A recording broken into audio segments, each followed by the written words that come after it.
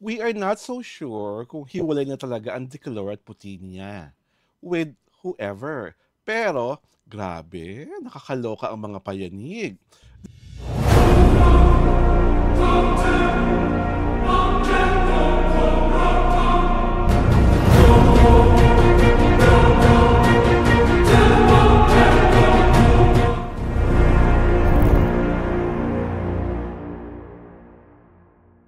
This is Alwin Ignacio, the Diva That You Love.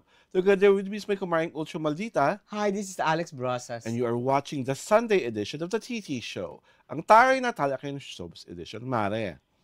Talk of the Town ngayon, ang matalinhagang arya ni Ellen Adarna. Pakibasa mo nga muna kung tungkol saan ito. Well, it's about postpartum. She will never forget how she was treated when she was postpartum. Calling her crazy or using this very natural occurrence after birth against her is one of the cruelest things someone could do. As a man, you'll never understand. As another mother, you shouldn't have been ashamed of yourself for doing that. Yun ang cryptic post sa Instagram story yata. No names. Kaya people were alluding to her husband, si Derek Ramsey. Tapos, meron pa siyang etong talagang nakakaloka. You can't destroy the mother of your children and then tell me you're a good father. So, netizens speculated. Who was she referring to? Who was she alluding to? Diba? Kasi, diba parang it's not baseless. Parang it's coming from an experience. That was the interpretation of most netizens. Diba? Pero si Derek Ramsey naman, nagpunta sa Bali, Indonesia for ang tawag dun? Self-improvement retreat. So there was, di ba parang may isang video, parang may crumpled paper, tapos parang he was crying. Di ba? So, people speculated na it was something that concerns the family. Yun ang yun ang sa kanila. Yun ang kaganapan. Oo, pero kasi si Derek was interviewed by his closest reporter friend, si Morley Alinio, sa radio show nila. So, and what did Derek say? He denied na on the rocks. Na separated na sila. Okay. At sinabi niya, nakiusap siya, he was appealing to not bother him anymore because he's no longer a celebrity. Nag-quit na sila sa showbiz ni Ellen Adarna. So, they were private individuals. So, yun ang pakiusap niya. Okay. Total, Derek and Ellen, sinabi niya po naman na hindi na kayo mga artista, siguro rin, it's time to deactivate your accounts. And stop posting cryptic posts, stop posting crying photos and crumpled papers because it leads to speculation, it leads to so many theories, and it makes people add 1 + 1 = 21. Kasi whatever you are going through as private individuals, it's best that you really keep it private so that hindi kayo nasusunog, hindi kayo napapag-isipan ng mga bagay-bagay na mas lalong nakakadagdag sa whatever is the tension kung meron and whatever is the gulo kung meron na pinagdadaanan yung mag-asawa. Kasi as you read through the messages of Ellen, it's literally a giveaway. It's telling. It's telling. You cannot erase the fact that she's just telling the name. But it's really about Mr. Ramsey. Ako naman, since I think Ellen is a very brave woman, she should have named names. Pangalanan niya kung sino ang tinutukan niya. Kasi kapag cryptic post, subject to Mm. interpretation. Kaya nga, di ba bonggang-bongga na nga ang interpretation? Mm-mm. Ngayon, kasi ano they were putting themselves into a muddy world. Mhm.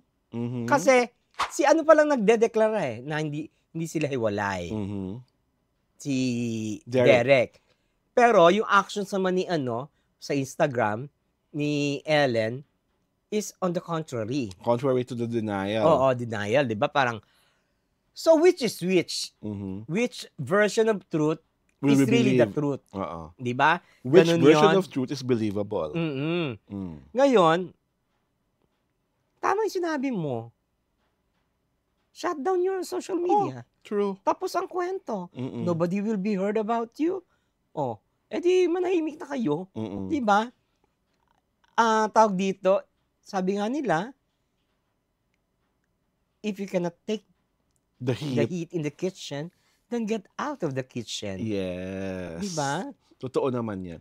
Ang sa akin lang, syempre, nakakalungkot na if we are to read Ellen's post na may postpartum ka na nga, which is like a very, very heavy emotional feeling after you gave birth, and then somebody is trying to belittle and trying to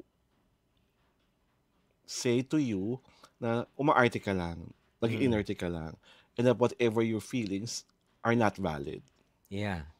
And that whoever that person is, parang hindi siya makapaniwala na may ganitong episode si Ellen.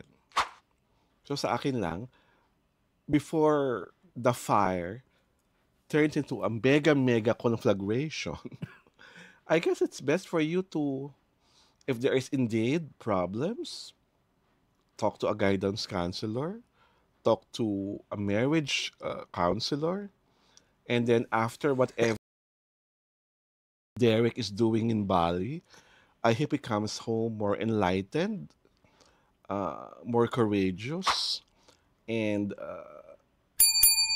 would see the many points of view na meron ang mag-asawang babae at lalaki.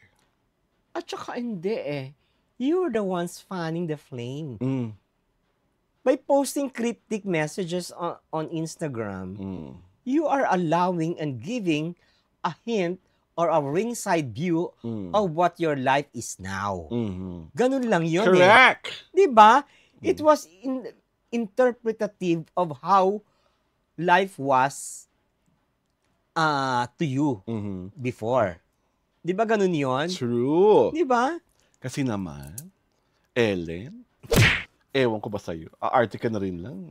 Hindi mo pa sinodo. Sana ginawa mo yan nung may mga TV show ka pa.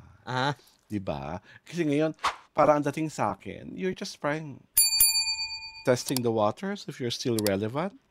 And people are you've obviously aroused the curiosity of everybody. At saka hindi you don't make sumbong to social media. Oo. Because social media are people by harsh denizens. Diba? Very harsh ang mga tao dyan sa social media. So, kayo diba? siya dapat nagsumbong sa parents? Hindi, sa lawyer niya.